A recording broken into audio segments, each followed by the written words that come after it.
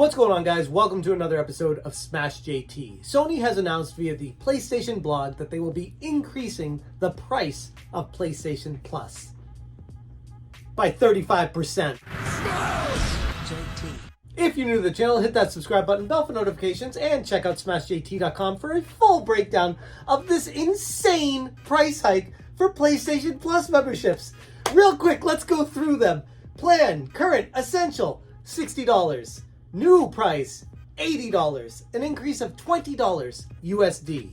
Or extra, it's $99 currently, going to $135. That's an increase of $35 USD. And for the big one, premium, $120 is going to $160. That's an increase of $40. These price hikes are not normal, natural, or acceptable. There is nothing new being provided to the end user. The customers get the same damn thing they always do, with what seems to be crappier games given to them every month for an increase of nearly 35%. And if you want to look historically at what these increases typically are via Xbox Live or what PlayStation has done previously, or hell, even Nintendo, we're talking like 10% increase max every few years. And I get it. Inflation is bad. It's crazy. It's so expensive to do anything these days. So people are buying less, they can afford less, and they enjoy the simple pleasures in life. Video games. That's not going to hurt you. You got these plans, you can play these games, and in comes Sony with the hammer, increasing it 35%. Now, via the PlayStation blog, it is hysterically buried under 3 games that are mediocre at best, all the way down at the bottom. If you load up the PlayStation blog site, hysterical. PlayStation Plus monthly games for September: Saints Row, Black Desert, Traveler Edition, and Generation Zero. I don't see anything about a price hike here. Huh, that's weird. Oh, here are the games. Here we are. New pricing changes to PlayStation Plus 12-month plans. Okay, not clickable. That's weird that it's not in the title. It's buried underneath it. But okay, let's see. What do we got here? More information about the games? No. Last chance to download? No. Oh, not even a header underneath this line. We also wanted to mention that we're gonna be increasing the prices 35%, you peons. Hope you enjoy getting slapped in the back of the head for your support to our company for the past decade. I don't know what's going on over at Sony and Jim Ryan, the decisions he's making right now, and how this is anywhere close to being in the realm of acceptable. I look at this as pure greed. Plain and simple. Now, according to the PlayStation blog, Sony argues that these 12-month subscription prices still offer savings in comparison to the cumulative costs of monthly or quarterly renewals over a year. But this argument skirts around the central issue. The upfront price of these plans is considerably steeper, especially when there's no discernible addition to the current offerings. Now, I would get it if there were more games coming or higher quality or newer titles being added, but we're talking about games that have been out for years in most cases that many people have already bought or purchased on discount or used or played at some point. These are not new games, new offerings, nothing that gets people super excited to play them. They're free offerings of throwaway games that are from yesteryear. And I get it.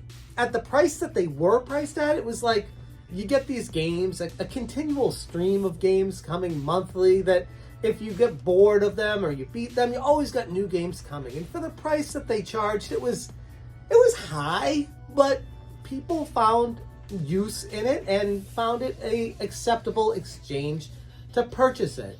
Now? No! Like, what the hell is this? Justification they try to provide is the price adjustment. It's the promise of delivering high quality games and value added benefits. What, right away, it's not really that. Saints Row was an alright remake of Saints Row. It was fine. Nothing that is worth a 35% increase of a paid membership by people that have been paying for years. It begs the question, aren't high quality games and added benefits the very foundation upon which the PlayStation Plus service was built upon? I mean, far be it from me to say this, but that was the whole point of buying it initially was, oh, I get decent high quality games for an affordable price. And it's turned into, I get old games that I guess are kind of decent for an insane amount of money. I don't know what the hell Jim Ryan was thinking here, but this is insanity. They're going to lose so much revenue from this decision. I can't even make sense of it. It is baffling. And it's truly unfortunate because this is how you play PlayStation games online. This is how you connect to other people. And this is how they get you. And they know they got you. And they're taking full advantage of that. Instead of offering the ability to play these games online, you need to purchase these memberships and be able to play. And it's like, okay, now I'm going to pay how much more to do this? And then people start to wonder, is it even worth it to me at this point? And most people that I know are going to be like, no, I don't even play it enough right now to justify paying that already. So no way, no how am I going to re-up my membership when it turns for a 35% increase for the same damn product that I was barely using to begin with.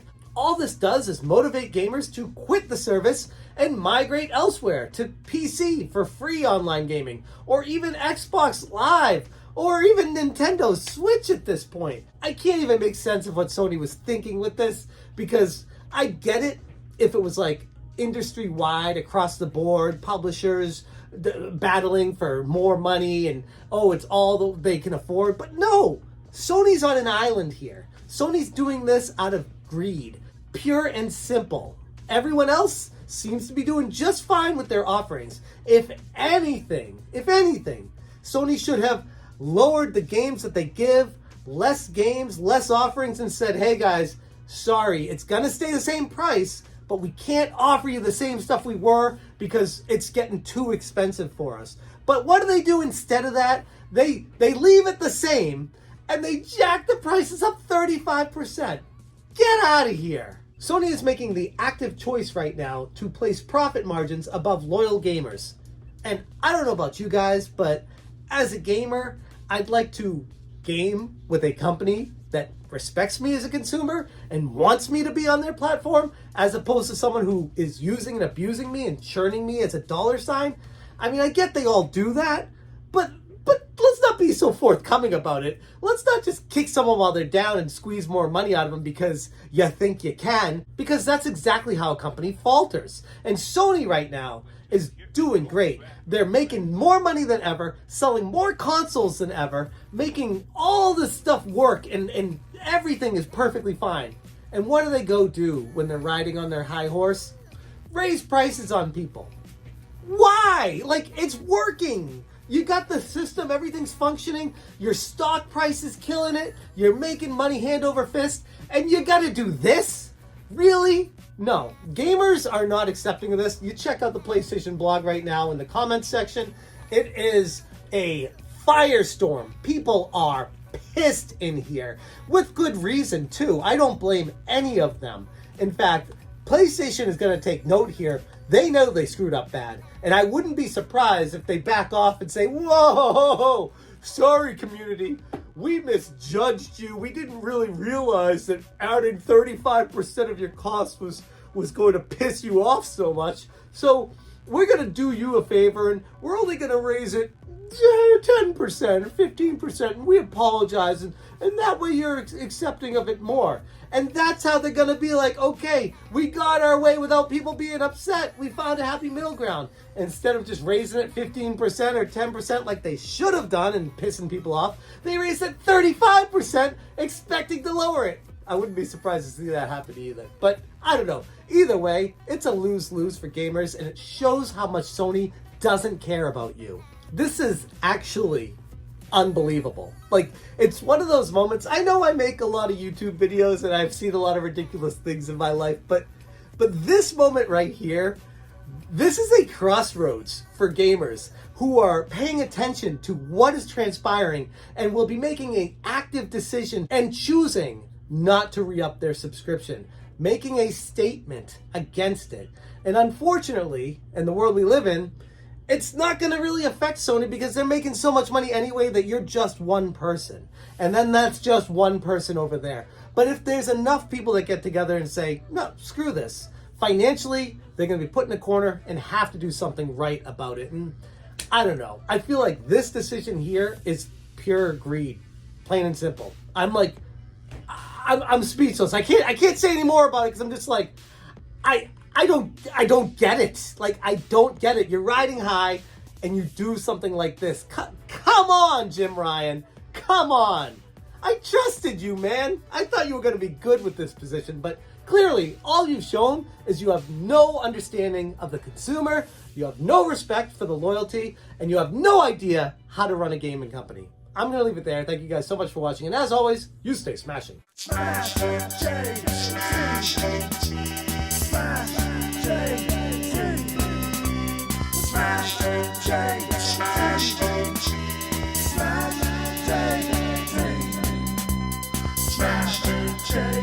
Smash